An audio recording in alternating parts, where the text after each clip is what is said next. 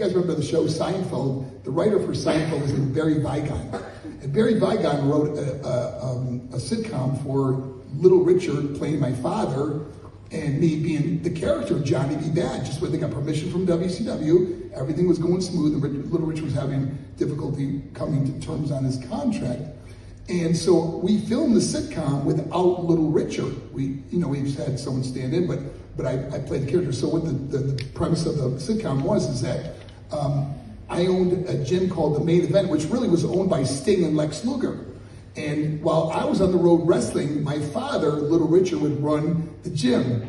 Well, Little Richard got into a lot of trouble all the time. He would just do things that I would be totally unaware of, including having hookers come to the place after hours. And it was some of those things that they wrote were so funny.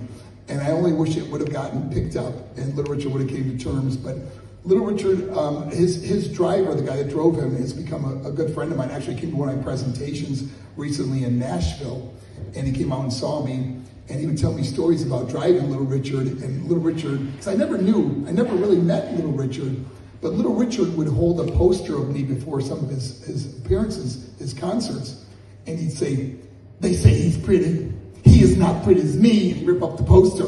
So I never knew if he really liked me or not, but my buddy Clarence Santini, who was his driver, told me that he loved the character. He said he would get such a kick out of it when it came on television and he'd watch it. So that was really made me feel good that he enjoyed it.